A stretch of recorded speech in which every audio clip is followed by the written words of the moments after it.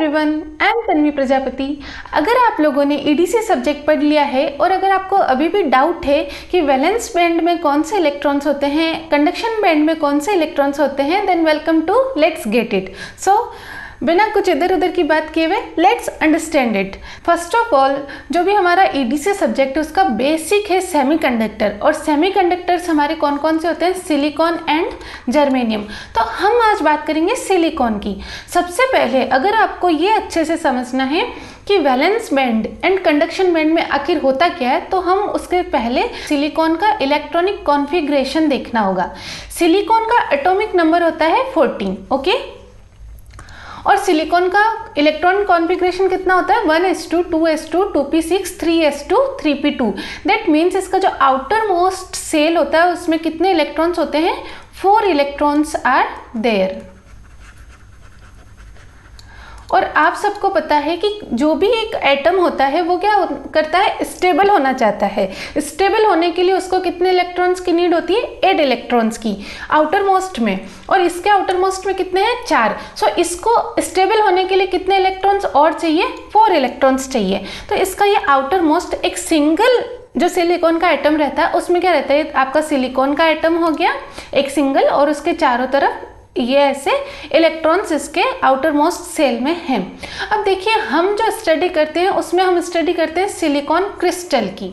अब क्रिस्टल क्या होता है अच्छे से समझिए। Crystal means bunch of atoms. उसके अंदर क्या रहेगा, एक सिंगल एटम नहीं रहेगा। अगर आप सिलिकॉन का क्रिस्टल लेंगे तो उसमें क्या रहेगा, बहुत सारे सिलिकॉन्स को पुट किया हुआ रहता है, उसमें मल्टीपल सिलिकॉन के एटम्स रहते हैं।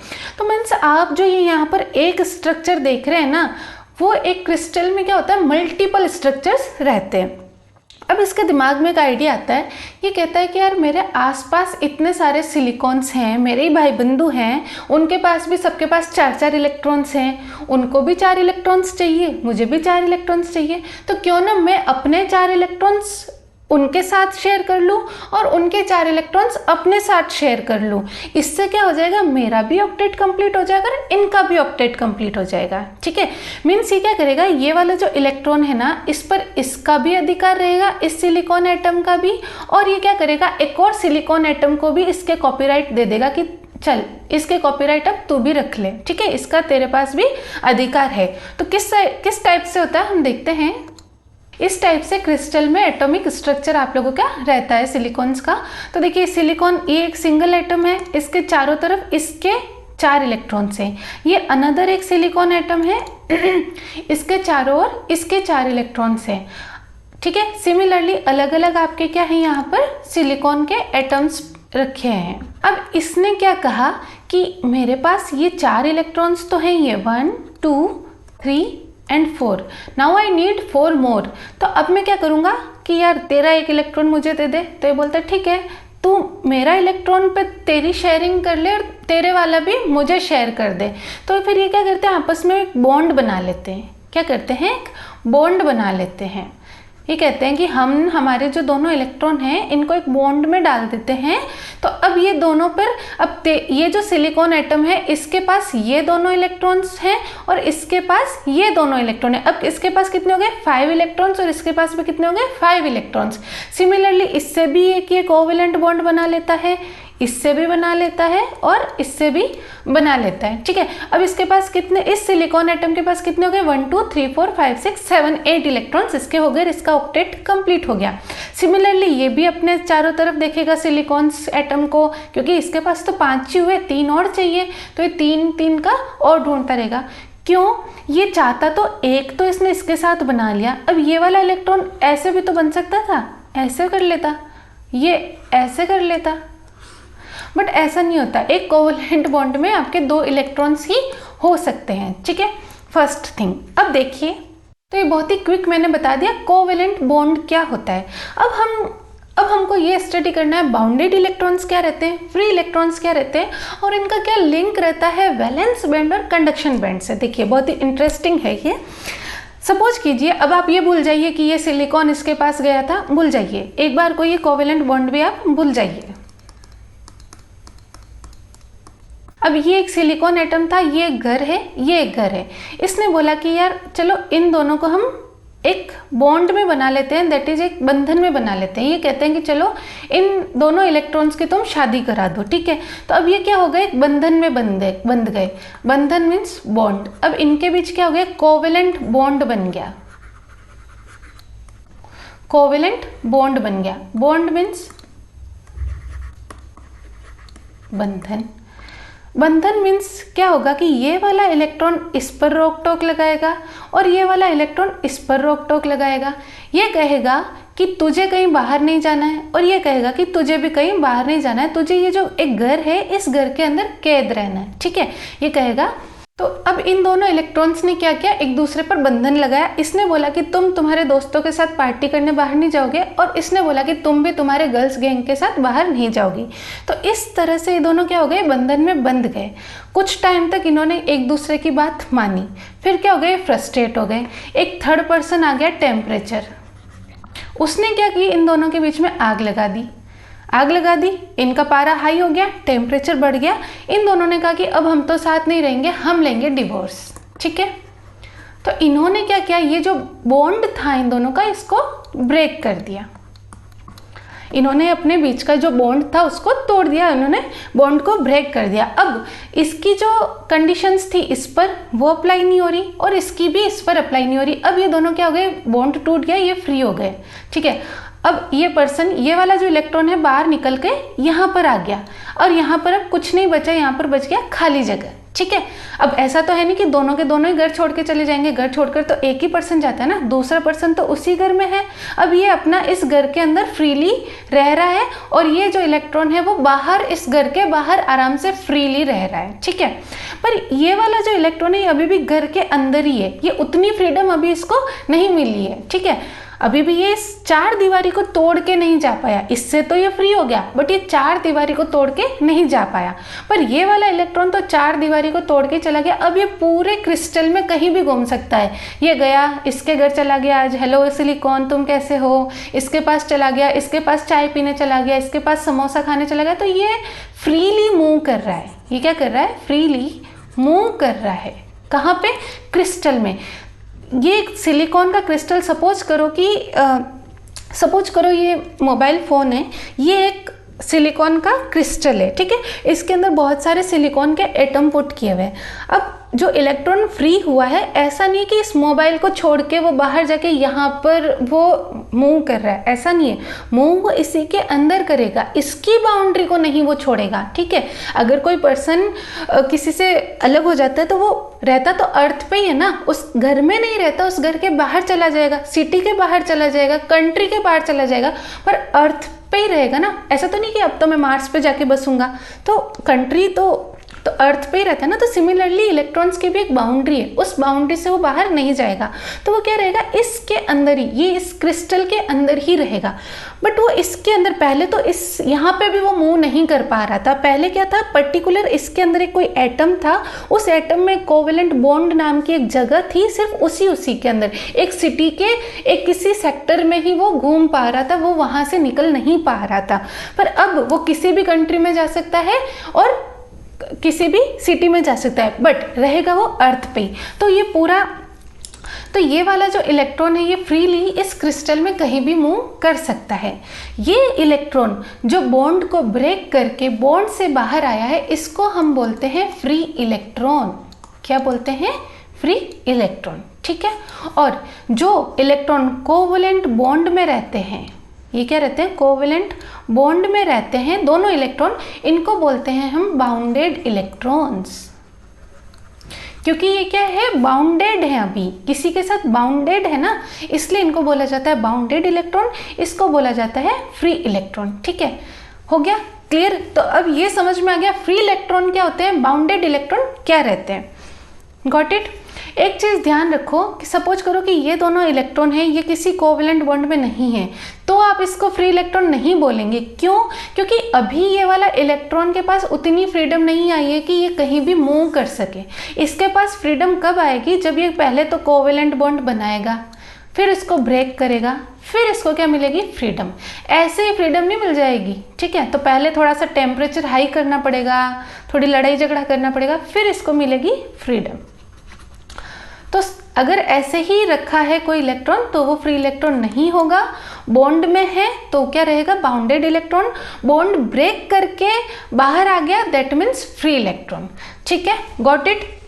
अब देखिए, सपोज कीजिए 11th क्लास चल रही है। 11th क्लास में कुछ स्टूडेंट्स के बायोलॉजी है, कुछ स्टूडेंट्स के मैथमेटिक्स है। तो क्या सबको एक साथ ही पढ़ा दिया जाएगा मैथ्स बायो? नहीं, हम उसमें क्या किया जाता है, टीचर्स उसमें क्या करते हैं कि सेक्शंस बना लेते हैं, अलग अलग कैटेगरी बना लेते हैं कि एक क्लास हो जाएगी 11th साइंस की, उसको नाम दे देते हैं 11th A। 11th बायो की, उसको नाम दे देंगे 11th A। और एक क्लास हो जाएगी मैथमेटिक्स की, उसको नाम दे दिया 11th B। ठीक है, तो 2 कैटेगरी हो गई, 2 नाम हो गए। इसी तरह से साइंटिस्ट लोगों ने भी देखा कि जो इलेक्ट्रॉन्स रहते हैं इनकी डिफरेंट एनर्जीज होती है। इनकी डिफरेंट क्या रहते हैं, एनर्जी लेवल्स रहते हैं। तो इन्होंने क्या किया कि एक रेंज बना दी कि इस पर्टिकुलर एरिया में, या फिर इस सपोज करो कि 5 इलेक्ट्रॉन वोल्ट से 10 इलेक्ट्रॉन वोल्ट, इतनों को तो हमने बोल दिया कि तुम कंडक्शन बैंड में हो, और 2 से 2.5 वालों को बोल दिया कि तुम वैलेंस बैंड में हो। मतलब ऐसा समझ लो, हमारा फर्स्ट डिवीजन सेकंड डिवीजन होता है ना कि 60% से अबव वाले फर्स्ट डिवीजन हो जाएंगे, 45 से लेके 60 तक वाले थर्ड डिवीजन या जो भी डिवीजन रहता है सेकंड डिवीजन में रह जाएंगे। उस टाइप से यहाँ पे भी हम एनर्जीज को ब्रेक कर देते हैं कि इस पर्टिकुलर रेंज में अगर वो करेगी इस पर्टिकुलर रेंज में अगर इलेक्ट्रॉन की एनर्जी लाई करती है तो वो वैलेंस बैंड कहलाएगा, और अगर उसकी एनर्जी इस पर्टिकुलर रेंज में लाई करती है तो वो कंडक्शन बैंड कहलाएगा। ठीक है, तो इस टाइप से एनर्जी बैंड को हम शो करते हैं। एनर्जी बैंड बेसिकली एक तरह का ग्राफिकल रिप्रेजेंटेशन है। ठीक है, क्या है आपका ग्राफिकल रिप्रेजेंटेशन। हम जैसे ग्राफ बनाते हैं उसमें क्या रहता है, एक्स एक्सिस रहती है और वाई एक्सिस रहती है। तो इसी में भी एक्स एक्सिस और वाई एक्सिस है और एक ग्राफ है। ग्राफ किन्हीं 2 क्वांटिटीज के बीच बनता है। तो इसके वाई एक्सिस पे तो रहेगी energy band, that is energy levels रहेंगे, और एक्स एक्सिस पे आपका कभी कभी क्या रहता है, इंटर एटॉमिक डिस्टेंस रहती है,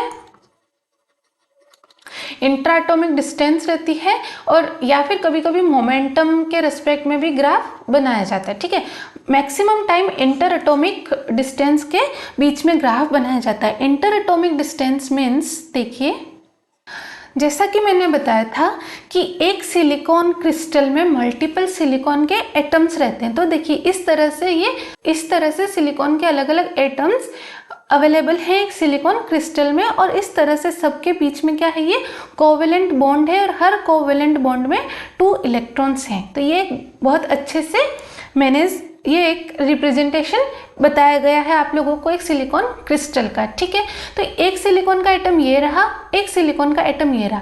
इन दोनों के बीच की जो डिस्टेंस है उसको बोलते हैं इंटर एटॉमिक डिस्टेंस। जैसे इंटरनेशनल होता है 2 नेशंस के बीच में, तो इंटर एटॉमिक मीन्स 2 एटम्स के बीच में। तो इन दोनों के बीच की जो डिस्टेंस होगी उसको क्या बोलते हैं, इंटर एटॉमिक। तो आपका जो एनर्जी बैंड का ग्राफ रहता है वो एक्स एक्सिस पे इंटर एटॉमिक डिस्टेंस रहेगा, जिसको हम शो नहीं करते, हम उसको एनालिसिस हम नेग्लेक्ट कर देते हैं हमारे इस लेवल पर, और वाई एक्सिस पर हमारे एनर्जी लेवल्स रहते हैं, उसकी स्टडी हम लोग करते हैं। ठीक है, अब हम ये देखते हैं कि वैलेंस बैंड में हमको पता है, अगर आप लोग ईडीसी पढ़कर आए हैं तो आपको पता होगा कि वैलेंस बैंड में आपके क्या रहते हैं, होल्स रहते हैं, कुछ इलेक्ट्रॉन्स भी रहते हैं जो मूव नहीं कर पाते, मतलब फ्री इलेक्ट्रॉन्स नहीं होते हैं वो। तो अब हम देखते हैं कि कंडक्शन बैंड और वैलेंस बैंड में कौन कौन से इलेक्ट्रॉन्स रहते हैं। देखिए आप लोग ईडीसी अगर पढ़े हैं तो आपको पता होगा वैलेंस बैंड में होल्स होता है एक, तो कंडक्शन बैंड में फ्री इलेक्ट्रॉन्स रहते हैं। कई बार आपने ये भी शो किया होगा कि वैलेंस बैंड में इलेक्ट्रॉन्स को भी शो किया, बट आपने ये देखा होगा कि वो कंडक्शन में अपना कंट्रीब्यूशन नहीं देते हैं। तो देखते हैं कौन होते हैं ये फ्री इलेक्ट्रॉन्स और कौन होते हैं ये होल्स। आइए देखते हैं। तो जो हमने यहाँ पर देखा था कि ये जो बाउंडेड इलेक्ट्रॉन्स रहते हैं, ये जो बाउंडेड इलेक्ट्रॉन्स रहते हैं ना, जो पेयरिंग में रहते हैं, जो किसी बॉन्ड में बंधे रहते हैं, ये इनको किस में शो किया जाएगा, वैलेंस बैंड में। ठीक है, ये कहीं मूव नहीं कर सकते, क्रिस्टल में कहीं भी मूव नहीं कर सकते हैं, ये एक जगह फिक्स रहेंगे। ठीक है, तो इनको हम डाल देते हैं वैलेंस बैंड के अंदर। अब करंट आपकी कब प्रोड्यूस होगी या कंडक्टिविटी कब होगी, जब आपका इलेक्ट्रॉन जो है या होल है वो मूवमेंट में हो, वो क्रिस्टल में कहीं भी मूव कर सकता हो। क्या ये बाउंडेड इलेक्ट्रॉन मूव कर पा रहे हैं? नहीं कर पा रहे हैं, तो ये कंडक्शन में अपना कंट्रीब्यूशन नहीं दे पाएंगे। तो इसीलिए हम बोलते हैं कि जो बाउंडेड इलेक्ट्रॉन्स होते हैं या जो वैलेंस बैंड के इलेक्ट्रॉन्स रहते हैं वो क्या रहते हैं, आपको कंट्रीब्यूट नहीं करेंगे कंडक्शन में। ठीक है, फर्स्ट पॉइंट ये क्लियर हो गया आपका कि बाउंडेड इलेक्ट्रॉन क्या रहते हैं, वैलेंस बैंड के इलेक्ट्रॉन्स क्या होते हैं। सो वैलेंस बैंड के electrons equals to bounded electrons and वो इलेक्ट्रॉन कंडक्टिविटी में अपना कंट्रीब्यूशन नहीं देते हैं। अब आपके वैलेंस बैंड में होल भी आते हैं। होल क्या है, देखिए ये वाला जो इलेक्ट्रॉन था ना, जो यहाँ से घर छोड़ के चला गया था, ये इलेक्ट्रॉन की जगह पर अब क्या हो गया, खाली हो गया। यहाँ पर तो 2 रूम थे, एक रूम में ये रह रहा था, दूसरा रूम खाली पड़ा है। इस खाली जगह को ही हम बोल देते हैं होल। ये खाली जगह को हम क्या बोलते हैं, hole. So hole is nothing but empty space. अब आप बोलेंगे मैम एम्प्टी स्पेस है तो एम्प्टी स्पेस मूव कैसे कर सकती है, मतलब हम होल का मूवमेंट पढ़ते हैं, होल का मास पढ़ते हैं, होल की मोबिलिटी पढ़ते हैं, खाली जगह का क्या मास हो सकता है। तो अगर आपको ये जानना है तो मैं इसके लिए अलग से एक होल पर डेडिकेटेड वीडियो बना दूंगी। फिलहाल हमारा फोकस अभी इलेक्ट्रॉन्स पर रखते हैं। आप बस इतना जान लीजिए कि जो अब ये कोवेलेंट बॉन्ड के अंदर जो ब्लैंक स्पेस आ गया है, एक एम्प्टी स्पेस आ गया है, उसको हम नाम दे देते हैं होल। और सिंस जो भी आपके कोवेलेंट बॉन्ड में प्रेजेंट रहता है उनको हम किस में शो कर देते हैं, वैलेंस बैंड में। ठीक है, वैलेंस बैंड में शो कर देते हैं। होल कहाँ आ रहा है, कोवेलेंट बॉन्ड में, इसलिए होल को कहाँ शो किया जाएगा, वैलेंस बैंड में। आप ये देखिए कि जो ये क्रिस्टल है ना, ये क्रिस्टल का जो भी है फॉर्म, इसी को हम लोग एनर्जी बैंड डायग्राम में शो करते हैं। तो दोनों अलग अलग रिप्रेजेंटेशन है बट दोनों सेम ही चीज रिप्रेजेंट कर रहे हैं। आप ये वाला स्ट्रक्चर देख के बता सकते हैं कि कितने होल्स हैं, कितने फ्री इलेक्ट्रॉन्स हैं और कितने बाउंडेड इलेक्ट्रॉन्स हैं। सिमिलरली आप एनर्जी बैंड डायग्राम देख के भी बता सकते हैं कि कितने आपके बाउंडेड इलेक्ट्रॉन्स हैं, कितने होल हैं और कितने फ्री इलेक्ट्रॉन्स हैं। ठीक है, तो अब बात आती है फ्री इलेक्ट्रॉन की। तो ये इलेक्ट्रॉन जो यहाँ से घर छोड़ के चला गया था, अब ये कहीं भी मूव कर रहा है पूरे क्रिस्टल में, किसी भी कंट्री में, किसी भी सिटी में, बट अर्थ के अंदर ही जो मूव कर रहा था, दैट इज कहीं पे भी किसी भी एटम के पास ही जा रहा था, बट अपना क्रिस्टल को नहीं, क्रिस्टल की बाउंड्री को लीव नहीं कर रहा था। वो इलेक्ट्रॉन को हम बोलते हैं फ्री इलेक्ट्रॉन। और ये फ्री है, इधर उधर घूम रहा है, इसलिए क्या कर रहा है, कंडक्टिविटी में कंट्रीब्यूशन करेगा। ठीक है, ये क्या करेगा, कंडक्टिविटी में कंट्रीब्यूशन करेगा। ठीक है, तो जो फ्री इलेक्ट्रॉन रहते हैं उसको हम शो करते हैं कंडक्शन बैंड में। क्यों, क्योंकि इसकी वजह से क्या हो रही है, इंक्रीज कंडक्टिविटी हो रही है, कंडक्शन आपका स्टार्ट हो रहा है क्रिस्टल में, इसलिए इसको किस में दे देते हैं, कंडक्शन बैंड में ना दे देते हैं। ठीक है, इसीलिए इसको कंडक्शन बैंड में शो कर देते हैं। अब आपने ये भी स्टडी किया होगा कि जो होल्स होते हैं वो भी कंडक्शन में कंट्रीब्यूशन करते हैं। अब होल तो कोवेलेंट बॉन्ड में बैठा है, ये तो फ्रीली मूव ही नहीं कर रहा, ये कैसे कंडक्शन में कंट्रीब्यूशन कर सकता है। तो ये भी मैं होल पर जो डेडिकेटेड वीडियो होगी उसमें मैं आपको एक्सप्लेन कर दूंगी। तो अब आपको समझ में आ गया होगा कि वैलेंस बैंड में जो इलेक्ट्रॉन्स रहते हैं वो क्रिस्टल में कहाँ होते हैं और कंडक्शन बैंड में जो इलेक्ट्रॉन्स रहते हैं वो क्रिस्टल में कहाँ रहते हैं। फ्री इलेक्ट्रॉन्स क्या होते हैं, बाउंडेड इलेक्ट्रॉन्स क्या रहते हैं, आपको बहुत अच्छे से समझ में आ गया होगा। ठीक है, तो मिलते हैं नेक्स्ट वीडियो में। Thank you so much.